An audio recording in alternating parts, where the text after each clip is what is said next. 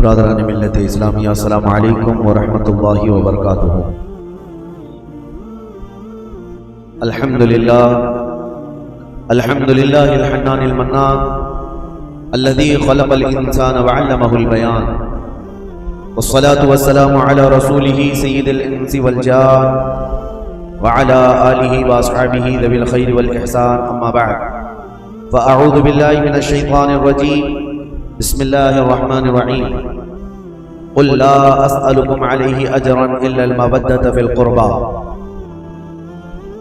صدق اللہ مولانا العظیم وبلغنا رسولہ النبی الامین المتین المختار الکریم، ونحن على ذلك من الشاہدین والشاکرین والحمد للہ رب العالمین۔ بارگاہ رسالت مآب صلی اللہ تعالی علیہ وسلم میں درود پاک کا ہدیہ پیش کریں۔ اللہم صلی علی سیدنا و مولانا محمد معدن الجود والکرم وآلہ واصحابہ الکرام وابنہ الکریم وبارک وسلم صلاۃ دائمۃ سرمدا ابدا۔ عزیزان گرامی وقار، آج محرم الحرام کی 10ویں شب ہے اور یہ شب غریباں بھی ہے۔ اس شب میں تاریخ کی بہت ساری ایسی سچائیاں چھپی ہوئی ہیں کہ جن کو بیان کرنے کے بعد دل رکھنے والے مومن کا کلیجہ منہ کو آ جاتا ہے۔ خاندان رسول صلی اللہ تعالی علیہ وسلم کے نونہالوں کی ایک عظیم تاریخ آج کی رات سے وابستہ ہے، اور ہم نے یہ جو 10 روزہ مجالس سجائی محرم الحرام کی، اس کا خلاصہ آج کی رات ہے۔ کیونکہ ہر سال یہ 10 مجلسیں جو ہوتی ہیں پہلی محرم سے لے کر 10ویں تک، ہم ان میں الگ الگ موضوعات پر گفتگو کرتے ہیں، اور اس سال ہمارا یہ دستور تھا کہ تاریخ اسلام آپ کے سامنے رکھنی تھی، جو رسول کریم صلی اللہ تعالی علیہ وسلم کی بعثت سے پہلے، آپ کے اعلان نبوت سے پہلے سے لے کر جو عرب کے سیاسی، مذہبی، اخلاقی حالات اور پوری دنیا کے حالات اور دنیا کا، عرب کا جغرافیہ آپ کے سامنے رکھا، اور پھر نبی کریم صلی اللہ تعالی علیہ وسلم کی دعوت سے لے کر اسلام کی نشو و نما، ترویج و اشاعت بیان کی گئی۔ اس 10 روزہ مجالس میں پھر آپ نے چاروں خلفائے راشدین کے زمانے اور ان کے زمانوں میں ہونے والی فتوحات اسلامیہ اور عظیم عظیم کارنامے اس سال آپ کو سنائے گئے۔ مقصد میرا یہی تھا کہ تاریخ کی سچائیوں سے آپ کو جوڑ دیا جائے، تاکہ کوئی بھی اسلام کا بدخواہ اور دشمن صحابہ یا دشمن اہل بیت، دونوں میں سے کوئی بھی آپ کے ذہن کو خراب نہ کرے اور تاریخ کو ون سائڈ بتا کر یا ایک حصے کی تاریخ بتا کر آپ کو گمراہ کرنے کی کوشش نہ کرے۔ اس لیے میں نے پوری تاریخ آپ کے سامنے رکھی۔ تاریخ اسلام میں اسلام کی سرحدیں مدینہ طیبہ کی سرحدوں سے نکل کر کہاں کہاں تک پہنچی، آپ نے سماعت کیا۔ مولا علی کرم اللہ وجہہ الکریم کے زمانے تک 30 سال ہوتے ہیں خلفائے راشدین کا زمانہ، لیکن اسلام افریقہ کی سرحدوں میں، افریقہ کے جنگلات سے بھی نکل چکا، یورپ کی سرزمین پر، ایشیائی کوچر میں، ترکی میں داخل ہو چکا ہے۔ آذربائیجان، آرمینیا، جارجیا، یہ سارے ان ممالک تک اسلام کی سرحدیں پھیل گئی، حتیٰ کہ حضرت امیر معاویہ کے 20 سالہ دور میں اسلام سندھ اور ہند تک پہنچ چکا۔ یہ تاریخ ہے، اسلام پھیلتا رہا، جس کو علامہ اقبال نے کہا تھا کہ تھمتا نہ تھا کسی سے سیل رواں ہمارا، باطل سے ڈرنے والے ہیں آسمان نہیں ہے، ہم سو بار کر چکا ہے جو امتحان ہمارا، توحید کی امانت سینوں میں ہے ہمارے، آسان نہیں مٹانا نام و نشان ہمارا۔ اسلام کے اس پھلتے پھولتے باغیچے کو دیکھ کر کے ساری دنیا پریشان اور آج تک پریشان ہے، اور اسی پریشانی کا ایک سبب ہے کہ ہر دن ایک نیا حربہ، ہر دن ایک نئی جنگ ہمارے سامنے پیش آتی ہے۔ لیکن میرے عزیزوں، باطل قوتیں جتنے نئے آنے ہمارے خلاف لائیں گے، جتنی جنگیں کھڑے کریں گے، ہر زمانے میں ہم اپنے بچوں کو حسین کی داستان سناتے رہیں گے، ہم کربلا سناتے رہیں گے، تاکہ ہمارے بچوں میں یہ جذبہ ہمیشہ جوان رہے۔ یہ اب کے دور میں آنے والی مصیبتیں یہ کوئی نئی نہیں ہے، ہمارے آبا و اجداد نہیں، 14 صدیوں سے مسلمان یہ سب جھیلتے آ رہے ہیں۔ میں اکثر ایک جملہ کہتا ہوں، برسات میں نکلے ہوئے ابھی کے کیڑے مسجدوں کے آگے آ کر تلواریں یا چاقویں لہرا کر ڈراتے ہیں، اور اپنے کٹرواد ناروں سے تمہیں گھبرانے کی اور خوف اور دہشت ڈالنے کی کوشش کرتے ہیں. ہو سکتا ہے وہ بچے ڈر جائیں جن کو تاریخ یاد نہ ہو، اور جنہیں تاریخ یاد ہو تو ان کی زبان پر تو یہ شعر آنا چاہیے، ڈل نہ سکتے تھے جنگ میں اگر آ جاتے تھے، عام شیروں کے بھی میدان سے اکھڑ جاتے تھے، حق سے سرکش ہوا کوئی تو بگڑ جاتے تھے، ارے دیکھ کیا چیز ہے ہم توپ سے بھی لڑ جاتے تھے. ہمیں ان تمام چیزوں سے گھبرانے اور ڈرنے اور خوف کرنے کی ضرورت نہیں ہے. عزیزان گرامی اوقات، آج کے دن سے میں نے اعلان جیسے کیا تھا کہ اب تاریخ کو ہم آگے لے کر کے چلتے ہیں. امیر معاویہ کی خلافت کا دور، ان کے حکومت کا دور ختم ہوا 60 ہجری میں. اب زمان خلافت کس کے ہاتھ میں آئے بہت اختلافی مسئلہ تھا، کنٹروورشل تھا. صحابہ اس وقت تھے اور بڑے بڑے تابعین بھی موجود تھے، لیکن چونکہ آپ نے تاریخ سماعت کی ہے کہ حضرت عثمان غنی کے قتل کے بعد سے حالات کس قدر بدلتے چلے گئے تھے، اور حضرت علی کرم اللہ وجہہ الکریم کا زمانہ خلافت جو 5 سال 5.5 سال چلا، یہ آپسی اختلافات کی نظر ہو گیا. مسلمانوں کی آپس میں جنگیں ہونے لگی اور اس میں بھاری نقصان ہوا. 2 جنگوں میں اگر آپ اندازہ کریں، ایک جنگ میں 12,000 لوگ قتل ہوئے اور دوسری جنگ میں 70,000 لوگ قتل ہوئے. مسلمانوں کی بہت بڑی تعداد کا نقصان ہوا ایسا. تو ان کے بعد پھر امیر معاویہ نے 20 سال زمان حکومت کو سنبھالا. اب ایک مسئلہ یہ درپیش ہوا، جیسے کہ کل میں نے آپ کو بتایا، حضرت امیر معاویہ نے اپنے انتقال سے پہلے ہی اعلان کر دیا اپنے بیٹے کی خلافت میں، یزید کو اپنا جانشین بنا، اور یہ الزام ان کے سر پر رکھ کر کے امیر معاویہ کو بھی آج تک لوگ طعن و تشنیع کا شکار بناتے ہیں.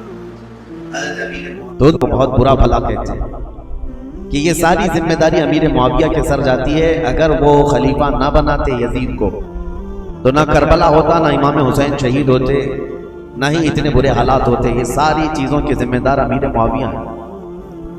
یہ سوال ایسا گردش کرتا ہے کہ ہمارے بھی بھولے بھالے لوگوں کے دلوں میں یہ بات آتی ہے کہ امیر معاویہ کو نہیں کرنا چاہیے تھا اپنے نالائق بیٹے کو خلیفہ کیسے مقرر کر دیا. پہلی چیز تو یہ ہے کہ کوئی ایک روایت بھی ایسی ثابت نہیں کہ جس میں امیر معاویہ یہ جان بوجھ کر کے کہ اس کا فسق و فجور، اس کی نالائقی ان کو معلوم تھی، اس کے باوجود بنایا. ایسی کوئی روایت نہیں.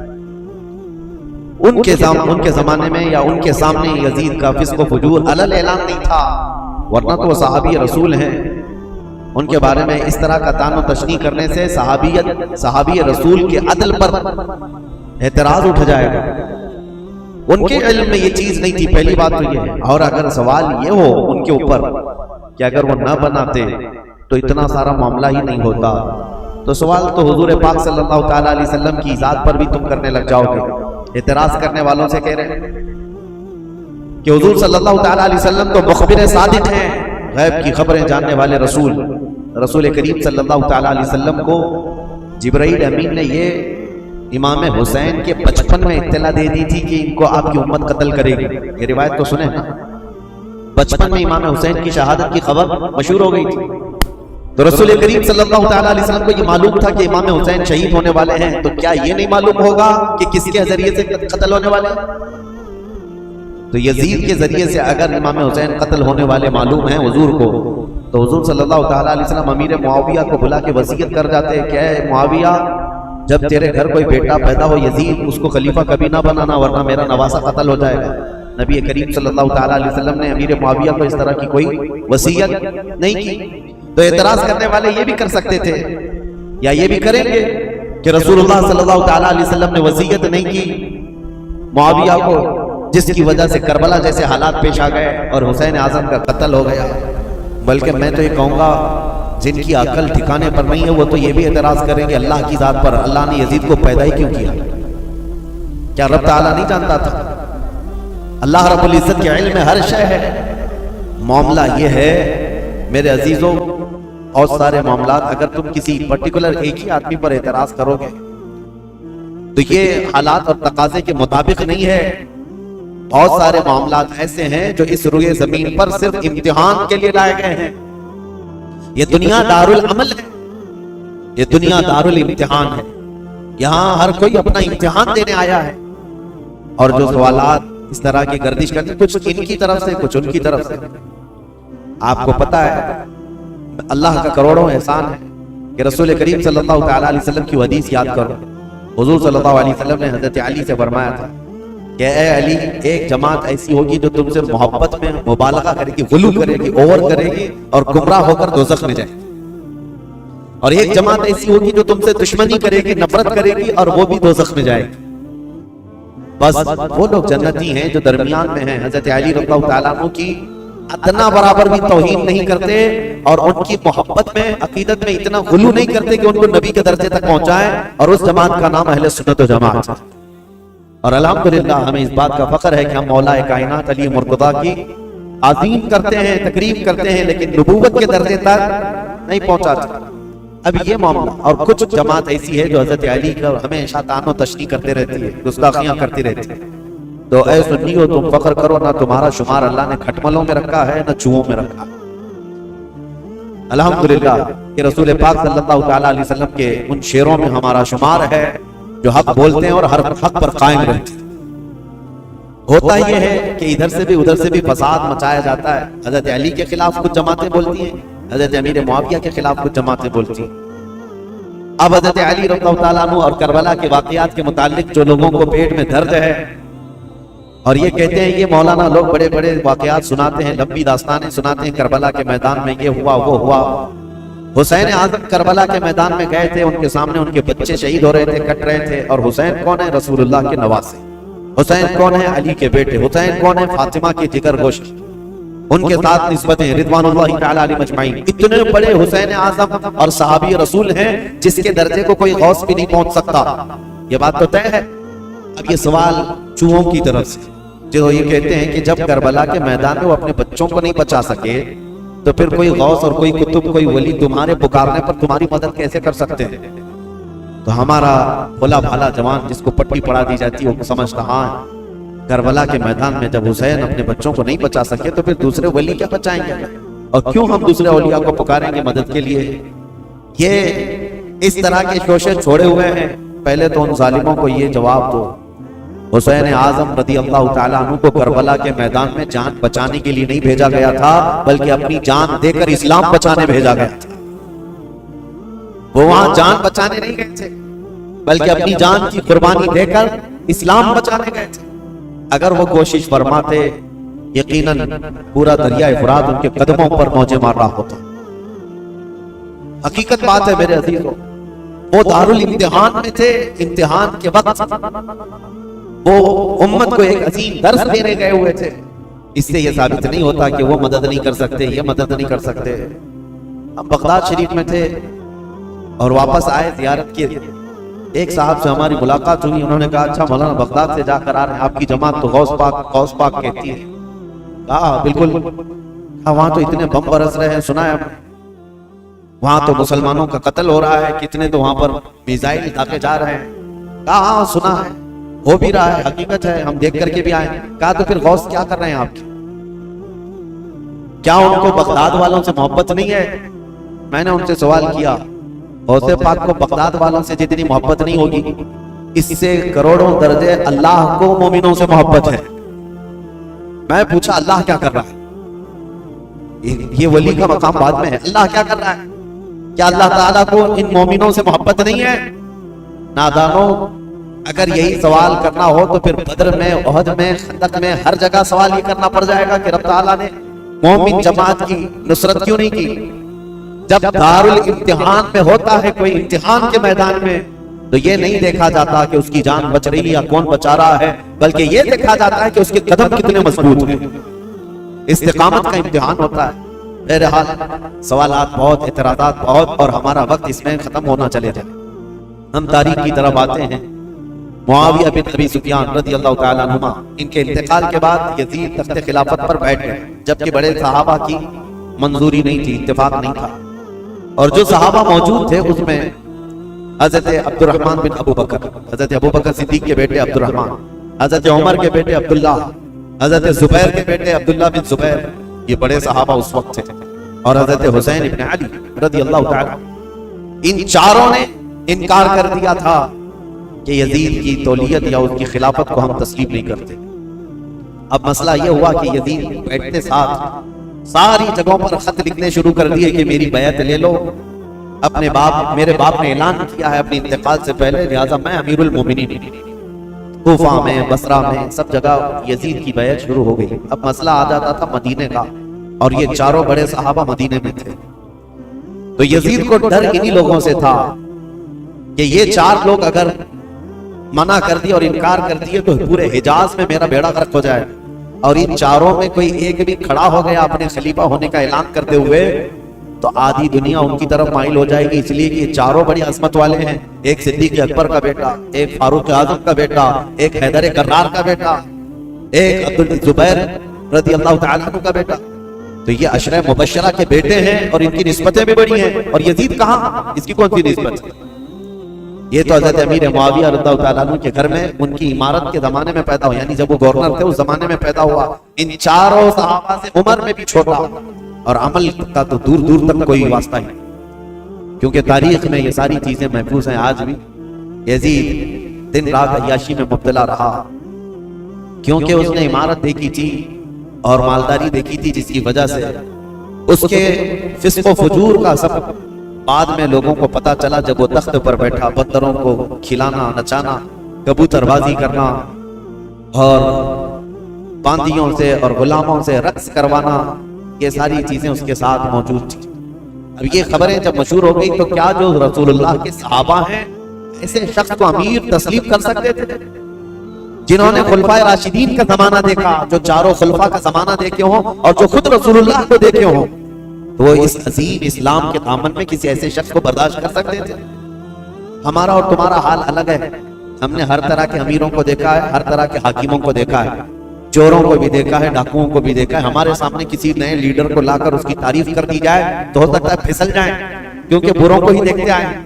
لیکن وہ چار صحابہ جو مدینے میں ہیں، ان کا حال تو ایسا تھا جنہوں نے رسول اللہ کو دیکھا، جنہوں نے صدیق اکبر کا زمانہ دیکھا اور فاروق اعظم کی عدالت دیکھی ہے، عثمان بن عفان کی سخاوت دیکھی اور حیدر کرار کی شجاعت دیکھی ہے، یہ خلفائے راشدین کا سنہرا دور دیکھے ہوئے صحابہ، ان کے سامنے کوئی آ کر کے یہ کہے دن رات عیاشی کرنے والا، باندیوں کو نچوانے والا اب مسلمانوں کا امیر المومنین بن گیا ہے، خلیفہ وقت ہے، کیسے تسلیم ہو سکتا ہے؟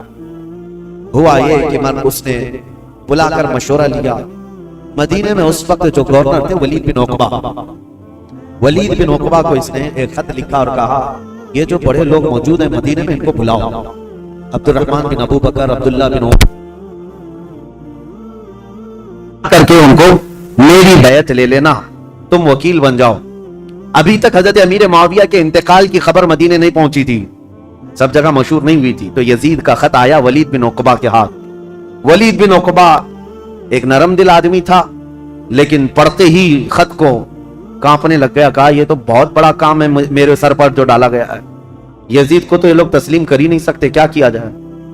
تو وہ ظالم مروان جس کی تاریخ ہے آپ نے سنا، حضرت عثمان ابن عفان کی مہر جس نے چرائی تھی، ان کے قتل کا جو سبب بنا تھا، مروان موجود تھا، اس سے ولید بن عقبہ نے مشورہ کیا کہ کیا کرنا چاہیے۔ کہا چاروں کو بلاؤ اور ان کے سامنے یہ مسئلہ رکھو، کہو کہ امیر معاویہ کا انتقال ہوا اور وہ اپنے انتقال سے پہلے اعلان کر کے جا چکے ہیں، ان کا بیٹا خلیفہ ہے، لہٰذا تمہیں یہ بات ماننی پڑے گی اور بیعت کر لو، اگر وہ یہاں پر نہیں مانتے تو ان کا قتل کر دو۔ مروان نے سیدھے قتل کا مشورہ دیا۔ یہ بڑے صحابہ کے متعلق ولید بن عقبہ نے کہا ہرگز میں اپنے ہاتھ کو ان کے خون سے رنگین نہیں کر سکتا۔ پھر بھی اس نے بلوایا، یہ چاروں صحابہ کو جیسے ہی بلایا گیا، حضرت حسین ابن علی رضی اللہ تعالیٰ، اگرچہ مدینے کو خبر نہیں پہنچی تھی حضرت امیر معاویہ کے انتقال کی، لیکن چاروں کو احساس ہو گیا کہ گورنر اگر ہمیں بلا رہا ہے تو یہ ملک شام کی آئی ہوئی کوئی خبر ہے۔ وہ اپنی تیاری سے ہی گئے تھے۔ حضرت امام حسین اپنے چند ساتھیوں کو لے گئے تھے اور کہا میں اندر جا رہا ہوں، اگر آواز بلند ہو جائے تو تم آ جانا اور پھر معاملات طے کیے جائیں گے۔ حضرت حسین، حضرت عبداللہ بن زبیر، عبد الرحمن بن ابو بکر اور حضرت عبداللہ بن عمر، یہ چاروں دارالحکومت میں آئے، گورنر ہاؤس میں، اور اس وقت ولید بن عقبہ موجود تھا اور مروان بھی موجود تھا۔ اس نے خط پڑھ کر کے سنایا یزید کا خط آیا ہے اور وہ خلافت کا حقدار تھا، اس لیے امیر معاویہ نے اس کے خلیفہ ہونے کا اعلان کر دیا، لہٰذا میں اس کا وکیل ہوں، یزید امیر المومنین کی طرف سے میں تم سے بیعت لیتا ہوں۔ حضرت عبد الرحمن بن ابو بکر وہ موجود تھے، اور یہ دونوں صحابہ عبداللہ بن زبیر، عبداللہ بن عمر، یہ کھڑے ہو گئے، کہا ہمیں ایک دن کی مہلت دے دو۔ ایک دن کی مہلت دے دو. وہ نکلے. حضرت امام حسین کو اس نے پکڑ لیا. کہا کیونکہ اسے پتا تھا کہ اب یہاں مضبوط خلافت کا کوئی دعوے دار ہے تو حضرت علی کے بیٹے ہو سکتے ہیں, کیونکہ ان کی طرف پوری دنیا مائل تھی. حضرت امام حسین سے پوچھا تو حضرت امام حسین نے کہا سب سے پہلی بات تو یہ ہے کہ ہم جیسوں کو یہ زیب نہیں دیتا کہ یزید جیسا شخص خلافت کے تخت پر بیٹھ جائے. ہمیں یہ زیب نہیں دیتا کہ ایسی کوئی خبر بھی ہم سنیں, کیونکہ یہ تخت خلافت کسی بادشاہ کا نہیں, یہ رسول اللہ کی نیابت کا ہے. رسول کریم صلی اللہ تعالی علیہ وسلم کی سنتیں جس کے اندر نہیں, وہ ان کی نیابت کیا کر سکتا ہے؟ تو ولید بن عقبہ نے کہا معاملہ گرم ہو جائے گا, حسین تو تیار نہیں. پھر کہا نہیں, آپ کو تو بیعت کرنا ہوگا. حضرت امام حسین نے کہا میں اس طرح چھپ کر بیعت کرنے والا نہیں, جب سارے مدینے والے سب لوگ بیعت کریں گے تب میں بھی علل اعلان آؤں گا, سب کے ساتھ آؤں گا, آج مجھے جانے دو. ولید بن عقبہ نے ان کو بھی جانے دیا. ٹھیک ہے. جیسے یہ گئے, مروان بن حکم کھڑا ہوا اور کہا ولید بن عقبہ کو, کہا کہ تو نے بہت بڑا موقع گنوا لیا, آج ان کو قتل کر دینے کا سب سے بہترین موقع تھا, تو گنوا لیا اور تو آج ان سے بیعت نہیں لے سکا. مروان کہہ رہا ہے دیکھ لینا زندگی پر اب تجھے حسین سے بیعت کبھی نہیں مل سکی. ایک بار وہ یہاں سے جا چکے ہیں, حسین کبھی بھی بیعت نہیں کر سکتے, تیرے لیے اچھا موقع تھا. ولید بن عقبہ نے کہا میرے لیے ساری دنیا آ جائے لیکن میں حسین کے خون سے اپنا ہاتھ رنگین نہیں کر سکتا, اس لیے کہ وہ رسول اللہ کی قرابت دار نواز ہے. تو مروان بن حکم نے ولید بن عقبہ کی شکایت لکھ کر کے بھیجی یزید کے پاس کہ اس کی نرم دلی کی وجہ سے یہ چاروں چلے گئے. اور ہوا کیا, عبداللہ بن زبیر اور عبداللہ بن عمر رات کے وقت ہی اپنا سامان لیا اور مکہ چلے گئے, مدینہ طیبہ چھوڑ کر چلے گئے کہ دوسرے دن پھر یہ گورنر بلائے گا اور زبردستی کرے گا. لیکن مکہ میں جائیں گے تو حرم پاک میں خانہ کعبہ کے اطراف کوئی کسی کو زور زبردستی نہیں کر سکتا جو حرم میں جائے گا. جنگ بھی حرام ہے, قتل و قتال بھی حرام ہے. تو یہ صحابہ وہاں چلے گئے اور وہاں جا کر انہوں نے پناہ لی. اب امام حسین مدینہ میں تھے. دوسرا دن آیا تو پھر دوسرے دن پھر اس نے بلایا ولید بن عقبہ نے کہ آؤ. امام حسین رضی اللہ تعالیٰ عنہ نے آج پھر کہا کہ نہیں, میں اس بیعت کے لیے راضی نہیں ہوں اور مجھے زور زبردستی نہ کیا جائے. ولید بن عقبہ نے کہا اے حسین ابن علی, میں آپ کی تعظیم کرتا ہوں, آپ کی عزت کرتا ہوں, لیکن میرے اوپر ملک شام کا حکم آیا ہے, پریشر میں ہے, میرے اوپر دباؤ ہے, لہٰذا ایک ہی راستہ ہے کہ آپ یا تو میرے اس شہر میں یا حدود میں نہ رہیں جہاں میری گورنری ہے, یا تو بیعت کر لیجیے. امام حسین نے کہا میں شہر تو چھوڑ دوں گا لیکن بیعت نہیں کروں. اور کون سے شہر چھوڑنے کی بات؟ مدینۃ الرسول. امام حسین اپنے خاندان والوں کو آ کر بتاتے ہیں اور امام حسین نے اہل بیت کے گھرانے میں یہ بات بتائی کہ آج ہمارے لیے ایسی حالت آ گئی ہے, مدینے میں رہنا ہے تو ہمیں اس کی بیعت قبول کرنا ہوگا اور اس کو امیر المومنین تسلیم کرنا ہوگا, یا تو پھر مدینے سے باہر نکل کر جیسے میرے دو بھائی مکہ چلے گئے, عبداللہ بن زبیر اور عبداللہ بن عمر, اسی طرح مجھے بھی مکہ حرم کعبہ میں جانا ہوگا. اہل بیت کا بچہ بچہ کہنے لگا رسول کریم صلی اللہ تعالی علیہ وسلم کا شہر چھوٹ رہا ہے, اے امام علی مقام, اس کو گوارا کر لیں گے لیکن رسول اللہ کی شریعت چھوٹ جائے یہ گوارا نہ کریں. حضور کے شریعت پر اور اسلام کی تاریخ میں ایسا کوئی دھبا آ جائے یہ گوارا نہ ہو. میں آپ کو بتاتا ہوں یہ مسئلہ کتنا اہم تھا. ظالموں کو پتہ نہیں جو اوپر اوپر کی تاریخ پڑھتے ہیں اور بک بک کر کے ٹی وی میں چلے جاتے ہیں کہ امام حسین نے خواہ مخواہ اپنے بچوں کو جھونک دیا کربلا کے میدان میں اور یہ سیاسی جنگ تھی نعوذ باللہ. اور بعض یہ کہتے ہیں کہ خروج کیا, خروج کا مطلب ہوتا ہے بغاوت کیا. جب ایک امیر المومنین ہو گیا تھا, خلیفہ وقت ہو گیا تھا, تو امام حسین بغاوت کر کے کیوں گئے؟ اس طرح کے جو اعتراضات کرتے ہیں ان ظالم ناعاقبت اندیشوں کو خبر تک نہیں ہے تاریخ کی سچائیاں, انہیں معلوم بھی نہیں ہے. یہ ہو سکتا ہے یزید کی ذریت کے لوگ ہوں یا یزید کے مشاغل اور اس کے کاموں سے اتفاق رکھتے ہوں, اسی لیے اس کو آج بھی رضی اللہ عنہ لکھتے ہیں. آج بھی ایسی قوم موجود ہے. ایک طرف رسول اللہ کا پورا گھرانہ ہے. کیا امام حسین جن کو رسول کریم صلی اللہ تعالی علیہ وسلم نے اپنی گود میں رکھ کر پالا ہو, بلکہ سیدنا ابو ہریرہ سے روایت ہے کہ حضور صلی اللہ تعالی علیہ وسلم امام حسین کا لعاب پاک, امام حسین کا لعاب تھوک خود حضور صلی اللہ علیہ وسلم اس طرح چوستے تھے. حدیث کے الفاظ ہیں کہ یمتص رسول اللہ صلی اللہ تعالی علیہ وسلم لعاب الحسین کما یمتص التمر. حسین کا لعاب رسول اللہ ایسے چوستے جیسے کوئی کھجور چوس رہا ہو. جس کے حلق میں نبی کریم صلی اللہ تعالی علیہ وسلم کا لعاب پاک گیا ہو، کیا وہ ناحق فیصلہ کرے گا؟ کیا وہ زور زبردستی رسول اللہ کے خاندان کو جنگ کے میدان میں جھونک دے گا؟ بات اتنی تھی کہ امام حسین کی نگاہیں بہت دور تک دیکھ رہی تھی، آج تک دیکھ رہی تھی۔ اسی لیے کسی شاعر نے کہا ہے کہ نہ پوچھ وقت ان بے کتاب ان بے زبان کتابوں سے، نہ پوچھ وقت ان بے زبان کتابوں سے، جب اذان ہوتی ہے تو سمجھ حسین زندہ ہے۔ ان اذانوں کو زندہ رکھنے میں اور اماموں کو زندہ رکھنے میں حسین کا نام ہے۔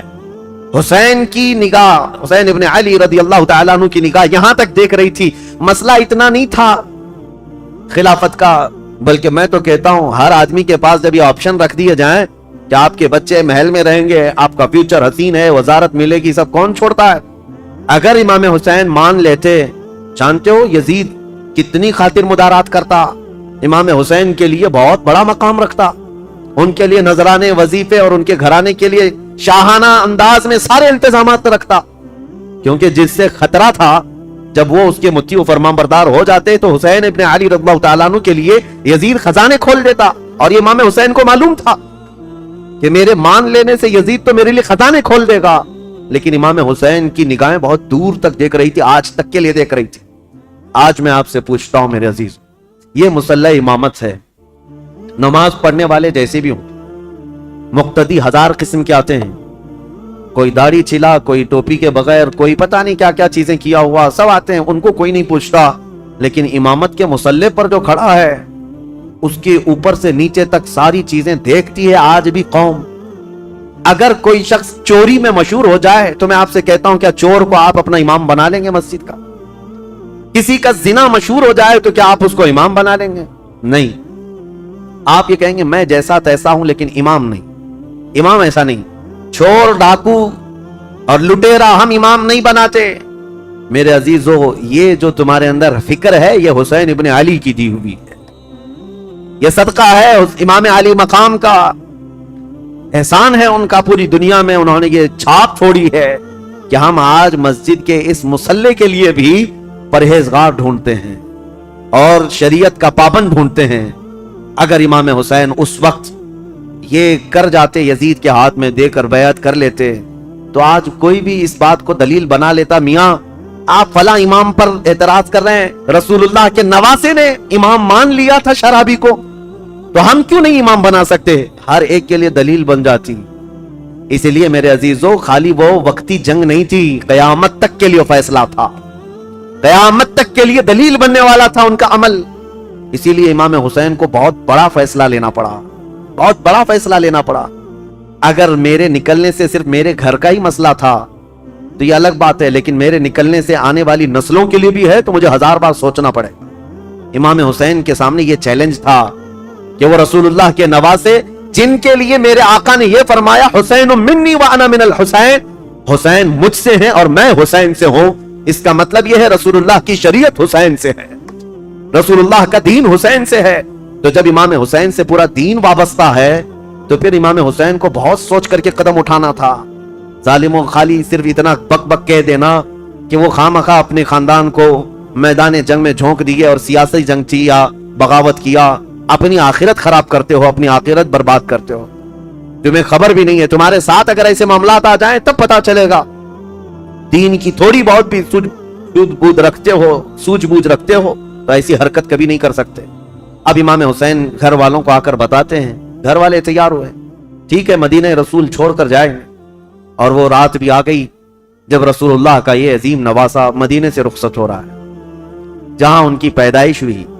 4 ہجری شعبان المعظم کا مہینہ تھا جب امام حسین مدینے میں پیدا ہوئے تھے۔ اس دن رسول کریم صلی اللہ تعالی علیہ وسلم کو اتنی خوشی ہوئی تھی، اور پتہ ہے آپ کی ولادت سے پہلے حضور کی چچی ام الفضل، حضرت عباس کی بیوی حضرت ام الفضل یہ آئی تھی، خواب دیکھ کر کے ڈر کر کے آئی اور کہا یا رسول اللہ صلی اللہ علیہ وسلم میں بہت ہی عجیب خواب دیکھ کر کے آئی ہوں، مجھے ڈر ہے۔ کہا کیا دیکھی ہو؟ کہا بیان کرنے سے مجھے ڈر لگتا ہے۔ کہا بتائیں تو صحیح خواب کیا ہے؟ تو چچی ام الفضل نے کہا تھا میں نے کل خواب میں دیکھا آپ کے جسم کا ایک ٹکڑا کٹ گیا اور میری گود میں گرا ہے۔ حضور نے فرمایا گھبرانے کی ضرورت نہیں، فاطمہ کے گھر بیٹا پیدا ہوگا اور وہ پرورش کے لیے تمہاری گود میں ڈالا جائے گا، اور فاطمہ کا بیٹا میرے جسم کا ٹکڑا ہے، جو رسول کریم صلی اللہ تعالیٰ علیہ وسلم نے جس کو اپنے جسم کا ٹکڑا کہا، وہ مدینے میں پروان چڑھا ہے اور مدینے میں آنکھیں کھولی ہیں، خطبہ رسول کو سنا ہے، حسین پرورش ہے صحابہ کی جھرمٹ میں، ماں فاطمہ الزہرا اور باپ حیدر کرار، نانا رسولوں کا سردار۔ اس عظیم جوان کو میدان میں اترنے کے لیے اب جو وقت آیا، وہ عجیب اتفاق تھا کہ اپنا شہر چھوڑنا ہوا۔ امام حسین کہتے ہیں میرے نانا نے یہ فرمایا تھا کہ ہر نبی اس جگہ دفن ہوتا ہے جو جگہ اسے سب سے زیادہ محبوب ہوتی، لہذا سید الانبیاء جہاں دفن ہے تو مدینہ ان کو سب سے زیادہ محبوب ہے۔ لیکن عجیب اتفاق ہے اے حسین، رسول کا جو سب سے محبوب علاقہ ہے وہ مجھ سے چھوٹا چلا جا رہا ہے۔ امام حسین اپنے خاندان کو لے کر حضور صلی اللہ علیہ وسلم کے روضے پر آئے اور آتے ساتھ رو پڑے۔ ہاں نانا جان، یہ وہی شہر ہے جہاں میں آپ کے کندھوں کی سواری کرتا تھا، یہاں کے در و دیوار گواہ ہیں اور یہاں موجود لوگ بھی گواہ ہیں کہ آپ سے جو میری محبت تھی یا مجھ سے جو آپ کی محبت تھی، اس کے قصے مشہور ہیں۔ لیکن آج میں مدینے سے رخصت ہو رہا ہوں، اس لیے نہیں کہ مجھے کوئی جائیداد بنانی ہے، صرف اس لیے کہ آپ کے دین پر کوئی آنچ آنے نہ پائے۔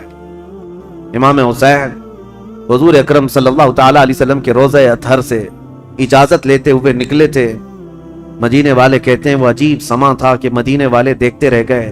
اہل بیت کا قافلہ جب نکل رہا تھا، اس میں حضرت امام حسین کے بھتیجے، بیٹے، بیٹیاں، بہن اور کئی لوگ شامل تھے۔ یہ قافلہ بعد میں بڑھتا چلا گیا، لیکن مدینے سے نکلنے والے قافلے میں اتنے تھے۔ اور پھر امام حسین اپنی والدہ ماجدہ سیدہ کائنات فاطمہ الزہرا کی قبر کے پاس آئے اور بے اختیار رو پڑے، اپنی ماں کو آخری مرتبہ سلام کہہ رہے تھے۔ مدینے والے کہتے ہیں کہ حسین کا جانا ہم نے دیکھا تھا، حسین واپس مدینے کبھی نہ آئے، اور مدینے والے روکتے رہے کہ ہم آپ کی بیعت بھی کریں گے اور آپ کی حمایت بھی کریں گے، آپ مدینے سے نہ جائیں۔ کئی لوگ آپ کے جبے کو تھام کر پکڑے ہوئے تھے، کہا ہم آپ کو چلتا پھرتا دیکھتے ہیں تو رسول اللہ کی یاد آتی، ہم آپ کو یہاں محسوس کرتے ہیں تو ہمیں نبی پاک کی خوشبوئیں محسوس ہوتی ہیں، آپ اگر مدینہ خالی کر کے جائیں تو ہمیں بتائیں رسول اللہ کے گھر میں اب بچا کون؟ آپ کے بھائی شہید ہو چکے، امام حسن، آپ کے باپ بھی نہیں ہیں، رسول اللہ کے گھر کی ایک نشانی آپ ہیں، اور آپ جا رہے ہیں اور اپنی اولاد کو بھی لے جا رہے ہیں۔ کیا مدینہ رسول اللہ کے گھر سے خالی ہو جائے گا؟ اگر رسول اللہ کا گھر یہاں نہیں ہے تو پھر کس کا گھر رہے گا؟ مدینے والوں کی وہاں پر جو بہتابی تھی، آہو فغاں تھے، یہاں تک کہ وہ لوگ لڑنے کو تیار ہوئے اور تلواریں نکال چکے تھے۔ کہا حسین ابن علی ہماری تلواریں ہیں آپ کے ساتھ ہیں، اللہ کا واسطہ دیتے ہیں آپ نہ جائیں۔ امام حسین نے ایک ہی جملہ کہا، میں رہ تو جاؤں گا تمہاری باتوں پر، لیکن کل کو جو عیاش لڑکا بیٹھا ہوا ہے تخت خلافت پر یعنی یزید، یہ مقابلے کے لیے مدینہ بھی فوج بھیج دے گا، اور حرم رسول کو میں مسلمانوں کے خون سے رنگین نہیں کر سکتا۔ نبی پاک کا شہر میری وجہ سے خون آلود ہو جائے، مجھے یہ گوارا نہیں۔ میں میرے نبی پاک کے شہر کا حد درجہ احترام کرتا ہوں، مجھے جانے دو۔ یہ قافلہ مدینے والوں کی آنکھوں سے اوجھل ہو گیا۔ مدینے والے کہتے ہیں راتوں کی نیند غائب ہو گئی، ہمارا چین و سکون غرق ہو گیا۔ ہم اہل بیت کے اس گھر پر آتے تھے جو رسول اللہ کے حجرے سے لگا ہوا تھا، جہاں کبھی سیدہ کائنات فاطمہ الزہرا رہا کرتی تھی۔ حضرت فاطمہ کا وہ مکان جو آج رسول اللہ کی جالیوں کے اندر آ گیا ہے۔ اہل مدینہ کہتے ہیں اس گھر کے اطراف ہم گھومتے تھے، اس لیے کہ ہمیں پتا ہے اس گھر کی تاریخ، کہ حضور اگر اس گھر کے اندر بیٹھے ہوتے اور قرآن اترنا ہوتا تو جبرائیل دروازے پر کھڑے ہو کر پہلے اجازت لیتے پھر گھر میں آتے تھے۔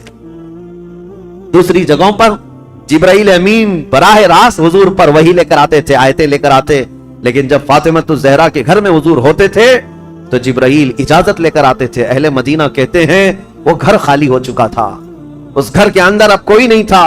اہل بیت نبوت کا یہ گھرانہ، رسول اللہ کا یہ خاندان سب چل پڑا تھا۔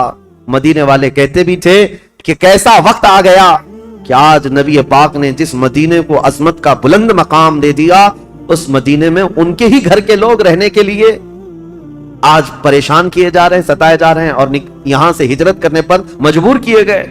امام حسین ابن علی رضی اللہ تعالیٰ اپنے خاندان سمیت نکل کر کے مکہ مکرمہ پہنچے۔ شعبان المعظم کا مہینہ تھا، تقریباً 4 تاریخ تھی جو حضرت امام حسین کی پیدائش کی تاریخ تھی۔ جب تقریباً 4 شعبان کی تاریخ 4 शाबान को मक्का मुकर्रमा में दाखिल हुए। मक्का वालों ने शानदार इस्तकबाल किया। अब्दुल्ला बिन जुबैर भी वहां थे, अब्दुल्ला बिन उमर भी वहां थे। उन्होंने कहा, हुसैन इब्ने अली आप आ गए मदीने से सलामती के साथ, अहलन व सहलन मरहबा, आपके लिए मुबारकबादी हो। वलीद बिन उकबा से, मरवान बिन हकम से, यजीद से आपने जान बचा ली, अब अमन व अमान में आप रहें। मक्का मुकर्रमा में ये खानदान नबुव्वत, अहले बैत का घराना खुशहाली के साथ रह रहा था। लेकिन बुरा हो इन कूफी शियों का। शियाने अली एक जमात है जो बाद में चलकर शिया कहते हैं ना, शिया का मतलब हिमायती। हजरत अली रदी अल्लाह ताला अन्हु के हिमायतियों की एक जमात थी, शियाने अली उनको कहा जाता था, जो कूफा में रहते थे, बरसों से हजरत अली के जमाने से थे, क्योंकि हजरत अली ने भी दारुल खिलाफा कूफा को बनाया था। और हजरत अली के बाद इमाम हसन भी वहां रहे कूफा में, और उसके बाद वो हिजरत करके मदीने चले गए, तब फिर इमाम हुसैन भी गए थे। तो कूफा वालों का ताल्लुक हजरत अली के घराने से पहले से था। और इमाम हुसैन की ये तारीख मैं आपको बताता हूं कि जब अमीर मुआविया खलीफ यानी हुकूमत कर रहे थे, उस वक्त भी कूफा वाले इमाम हुसैन को खत लिखकर बुला रहे थे कि अमीर मुआविया को माजूल कर देते हैं, आप आ जाइए। इमाम हुसैन ने मना किया, कहा कि मैं फिर से वो अजीम जंगें देखना नहीं चाहता हूं जो मेरे बाप के जमाने में हुई हैं। तो हजरत इमाम हुसैन गए नहीं, अमीर मुआविया के जमाने से कूफा वाले खत लिख रहे थे, आप आ जाइए। आप जब अमीर मुआविया का इंतकाल हो गया और यजीद तख्ते खिलाफत पर बैठ गया, तो कूफा वालों ने एक मीटिंग की। कूफा इराक का एक शहर है, इराक में आज भी वो शहर मौजूद है, और जितने अहले बैत से मोहब्बत करने वाले लोग थे सब जमा हुए और मीटिंग किया। और वो एक शख्स के घर में मीटिंग हुई जिसका नाम मुस्लिम बिन सुर्द बताया गया है। और वो शख्स सारे लोगों को जमा करके कहता है, देखो अमीर मुआविया का तो इंतकाल हो गया और यजीद बैठा है, तुम सबकी राय क्या है? क्या अली के बेटे हुसैन खिलाफत के सबसे ज्यादा हकदार नहीं है? कुफा वालों ने एक जुबान होकर कहा, हाँ, रसूलुल्लाह के नवासे अली इब्ने अबी तालिब के बेटे, उनसे ज्यादा हकदार कौन है? तो उन लोगों ने कहा कि हमने ये सुना है कि इमाम हुसैन ने भी यजीद की बैत को कबूल करने से मना कर दिया और वो मदीना छोड़कर मक्का जा चुके हैं। ऐ लोगों, तुम्हारा क्या ख्याल है, हम हुसैन इब्ने अली को यहाँ बुला न लें? हम कूफा बुला लेते हैं और यहाँ बुलाकर उनकी खिलाफत को तस्लीम करते हैं, उनके हाथ में बैत कर लेंगे, और फिर धीरे धीरे पूरा हिजाज इमाम हुसैन के हाथ पर बैत कर लेगा, पूरा अरब बैत कर लेगा, और यजीद को हम उतार देंगे तख्ते खिलाफत से। तो कूफा वाले इस बात पर सब इत्तेफाक, और फिर सारे लोगों ने मिल करके खत लिखा इमाम हुसैन के नाम पर। अब्दुल्ला बिन सुबैह हमदानी नाम से एक शख्स था, इसके हाथ में खत देकर भेजे जिसमें कूफा के बड़े रईस और जिम्मेदार जो लोग थे, वहां के जो सरदार थे, उनकी दस्तखतें थी, उनकी मोहरें लगी हुई थी। यह खत रमजान की 10 तारीख को आया। कहां? मक्का मुकर्रमा में। मक्का मुकर्रमा में इमाम हुसैन के पास यह खत आया तो इमाम हुसैन ने देखा, इसमें यह लिखा हुआ था, कूफा वालों ने लिखा था, अल्लाह की हम्द व सना के बाद, हुजूर की सलात व सलाम के बाद, कहा अमीर मुआविया का इंतकाल हो गया और उनके बाद यजीद जैसा फासिक व फाजिर शख्स बैठा है, लिहाजा हम उसकी इमारत और उसकी खिलाफत को नहीं तस्लीम करते। ऐ अली के बेटे हुसैन, आप तशरीफ ले आए, हमारे सर पर कोई इमाम नहीं है, आप तशरीफ लाएं, हम आपके हाथ पर बैत करते हैं। यह खत का मजमून था। इमाम हुसैन रजी अल्लाह तआला अन्हु ने यह हरम काबा में इस खत को पढ़ा। उसके बाद लोगों से पूछा, अब सुनिए, कोई एक शख्स ने भी इस बात पर रजामंदी का इजहार नहीं किया। जो बड़े सहाबा थे उन्होंने कहा कुफा वालों की बात पर कभी यकीन नहीं किया जा सकता, ये गद्दार लोग हैं, धोखा दे देते हैं, ये गद्दार लोग हैं, धोखा देते हैं। आपके बाप को भी कुफा में शहीद किया गया, आपके भाई को भी शहीद किया गया है, अब आप वहां क्यों जाना चाहते हैं? मत जाएं, मक्का आपके लिए अमन व अमान के साथ। हजरत इमाम हुसैन ने इन खतूत को नजरअंदाज कर दिया। लेकिन 2-3 दिन के बाद तकरीबन 53 या 55 लोग कूफा से चल करके मक्का मुकर्रमा आए और तवाफ काबा के बाद सब इमाम हुसैन के पास नजर व नियाज लेकर के आए और उसके बाद फिर खतूत लेकर आए, कूफा वालों के हालात बताए। इमाम हुसैन ने दोबारा सहाबा से मशवरा किया कि क्या करना चाहिए। तब फिर सहाबा ने वही बात की, कूफा वाले गद्दार किस्म के लोग हैं, तबीयत के अंदर इनके इस्तिकामत नहीं, किसी एक बात पर जमते नहीं हैं, आप मत जाएं। दूसरी मर्तबा भी इमाम हुसैन सबर करके रह गए। रमजान का महीना खत्म होने को आया, तकरीबन खतूत का सिलसिला जारी रहा, इतने के 10,000 के करीब लोगों ने इमाम हुसैन को दावत दी और आखिर में यह दावत दी, क्या है हुसैन इब्ने अली, कल क़यामत के दिन अगर अल्लाह ताला हमसे ये सवाल कर ले कि फासिक व फाजिर मुआविया के बेटे से तुमने बैत कैसे की, اس کو امیر کیسے بنایا؟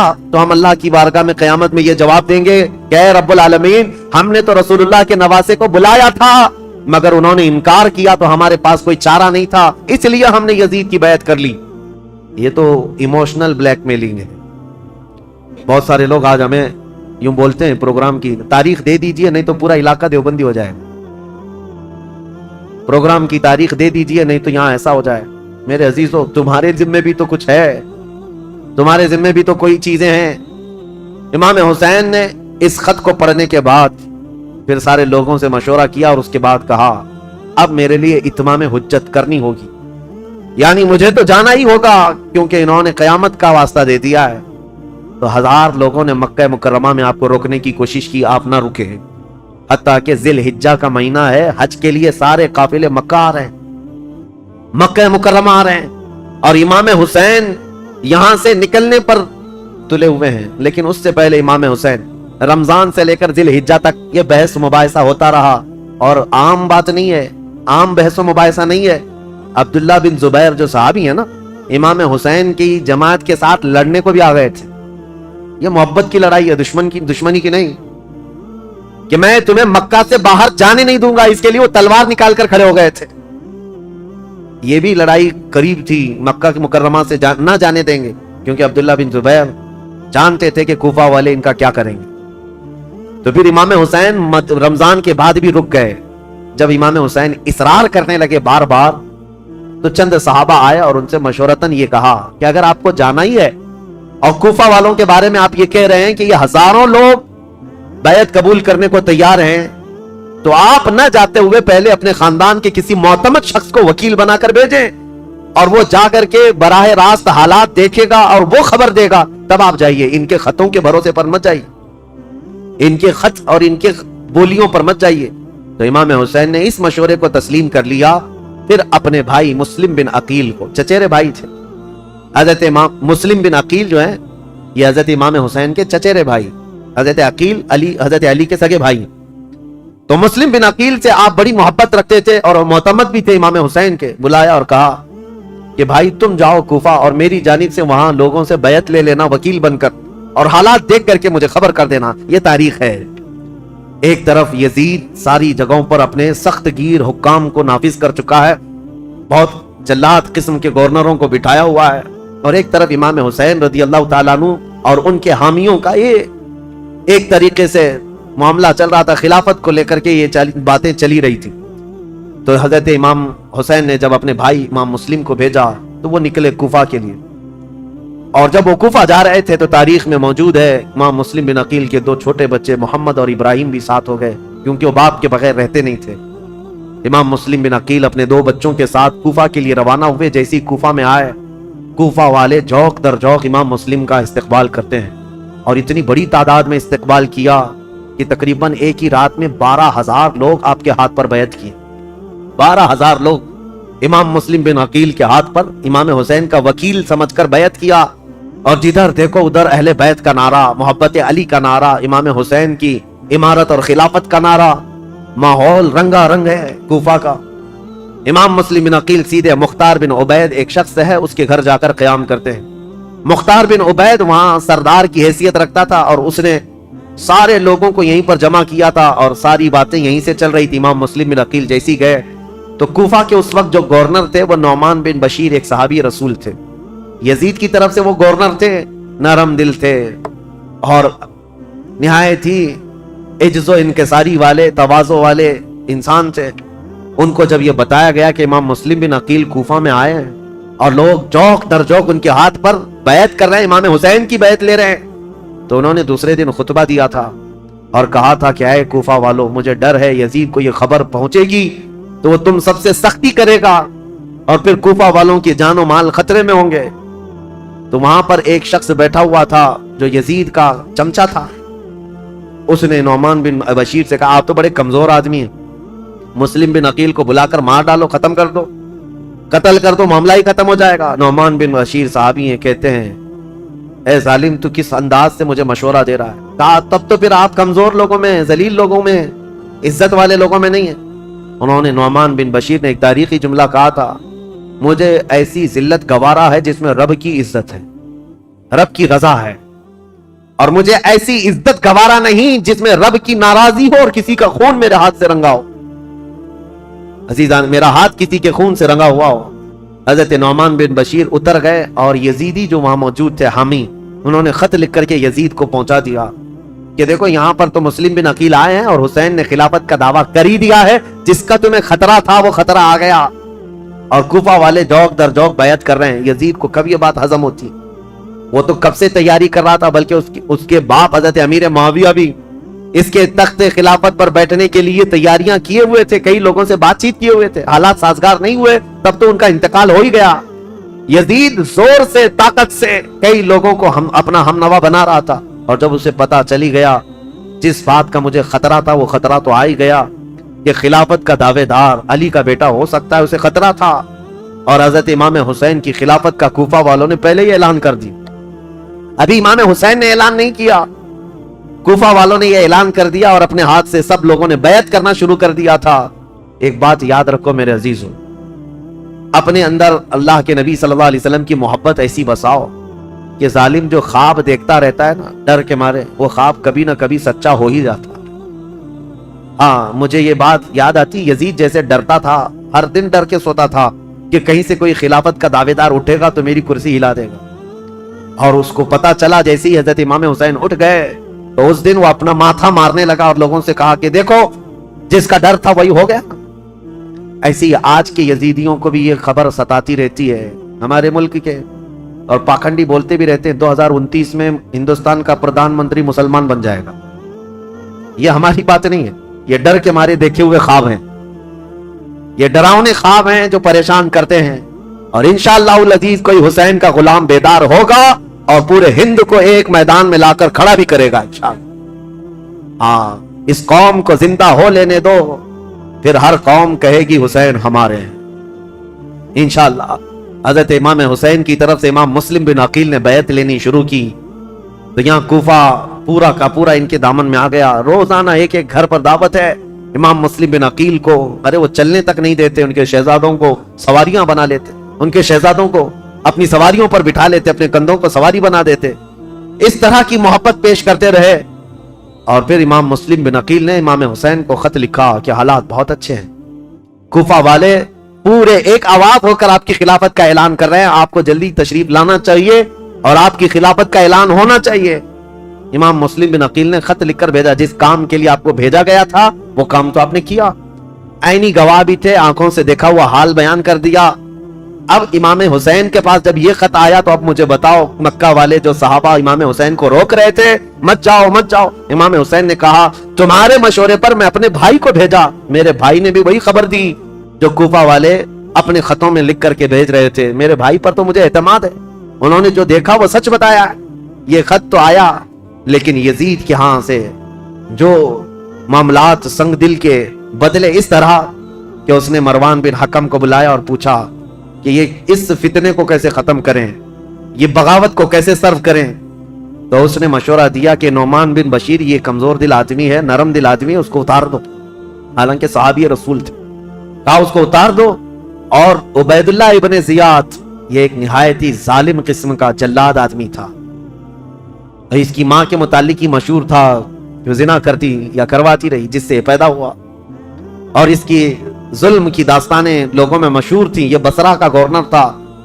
یزید نے فوراً لیٹر لکھ کر بھیجا کہ یہاں سے عبید اللہ بن زیاد سیدھے کوفہ جائے اور وہاں کے حالات کو اپنے ہاتھ میں کنٹرول کرے. عبید اللہ بن زیاد جیسے ہی یزید کا خط آیا وہ کوفہ نکلا. کوفہ جب گیا تو بھیس بدل کر کے آیا، چہرے پر نقاب ڈال کر کے مدینے کی طرف، مکہ کی طرف سے جو راستہ آتا ہے اس راستے سے کوفہ میں آیا، کیونکہ کوفہ والے روز اس انتظار میں تھے کہ حیدر کرار کے شہزادے امام حسین تشریف لانے والے، رسول اللہ کے بیٹے کوفہ میں آنے والے. روز انتظار میں تھے کیونکہ امام مسلم نے خط لکھ کر کے بھیج دیا ہے، اب وہ آنے والے. تو ابن زیاد یہی دھوکہ دیتے ہوئے اسی راستے سے آیا کہ کوفہ والے یہ سمجھیں کہ حسین ابن علی آئے، اور کوفہ والے وہی سمجھے. خوب نعرے لگائے، مرحبا بک یا ابن رسول اللہ، اے رسول اللہ کے شہزادے، مرحبا مرحبا، آپ آ گئے ہمارے کوفہ میں. یہ ظالم کچھ بھی نہیں جواب دیتا تھا، پردہ ڈالے ہوئے جلوس میں چلتا رہا اونٹنی پر بیٹھ کر. اور جب دارالخلافہ پہنچا یا گورنر ہاؤس پہنچا تو وہاں پہنچتے ہی گورنر ہاؤس میں اندر گیا, دروازہ بند کیا, چھت پر کھڑے ہو کر پھر خطبہ دیا اور کہا ہے لوگوں, یہ علی بن ابی طالب کا بیٹا حسین نہیں, میں عبید اللہ بن زیاد یزید کی طرف سے نیا گورنر بن کر آیا ہوں. نعمان بن بشیر کو معزول کیا جاتا ہے. آج سے کوفہ کے سارے معاملات میرے ہاتھ میں ہوں گے. کوفہ والے جو استقبال کرنے کے لیے آئے تھے ان کو سخت ترین خطبہ دیا, کہا ہے لوگوں سنو, جو سختی کرے گا اس کے ساتھ ہم سختی کریں گے, اور جو یزید کی بیعت کو انکار کرے گا ہم اس کو قتل کریں گے, باغیوں میں اس کا شمار ہوگا, اور جو کسی باغی کی حمایت کرے گا ہم اس کے ساتھ بھی سختی کا معاملہ کریں گے. اس کا پہلے ہی دن یہ جو خطبہ سنا لوگوں نے بہت ہی بیزاری کا اظہار کیا, برہمی کا اظہار کیا, لوگ چلے گئے. اب امام مسلم بن عقیل کے حالات اب بدلنے کو آ گئے. کوفہ والے بس کیدر بھپکی سے ڈر گئے, عبید اللہ بن زیاد کے ایک خطبے سے ڈر گئے. اور اس کے بعد دوسرے دن عبید اللہ بن زیاد نے کیا کیا, کوفہ کے جتنے قبیلے تھے, خاندان تھے, ان خاندانوں کے جو جو بڑے لوگ تھے, خاندان کا جو بھی رئیس ہوتا, ان سب کو اپنے گورنر ہاؤس میں بلایا اور بلا کر کے اتنا سخت ڈرایا اور کہا تم میں سے کوئی بھی اگر مسلم بن عقیل کو اپنے گھر میں پناہ دیا یا دیتا ہوا نظر آیا تو میں تمہاری پھانسی کا پھندا یہیں پر لٹکاؤں گا, اور اس کے بعد تمہارے لیے وہ عبرتناک سزا ہوگی, اس لیے کہ یزید امیر المومنین کی طرف سے مجھے یہ آرڈر ہے. ایسے سخت احکامات دیا اور اس کے بعد کوفہ والوں کو ڈرایا یہ کہہ کر کے کہ یزید کی طرف سے 30,000 کی فوج آ رہی ہے جو کوفہ کی اینٹ سے اینٹ بجا دے گی. سارے سردار ڈر گئے, جتنے قبیلوں کے آقا تھے ان کے جو رئیس تھے وہ ڈر کے مارے چھپ گئے, اور حضرت امام مسلم بن عقیل کو آ کر یہ معاملات کی خبر دی. امام مسلم بن عقیل جس گھر میں تھے, عبید اللہ مختار بن عبید جس کے گھر میں تھے, وہاں سے آپ ہجرت کر گئے, وہاں سے نکل گئے کہ یہاں رہنا اچھا نہیں, تو وہاں سے نکل کر کے ایک بہت ہی عمر دراز صحابی تھے کوفہ میں, ہانی بن عروہ, ان کے گھر گئے. یہ محب اہل بیت تھے, خاندان نبوت. عروہ ان کے گھر گئے, یہ محب اہل بیت تھے, خاندان نبوت کے چاہنے والے تھے. امام مسلم بن عقیل ان کے گھر جاتے ہیں, ہانی بن عروہ نے ان کا استقبال کیا اور اپنے گھر کے ایک کمرے کے اندر ان کو چھپا دیا, رازداری کے ساتھ.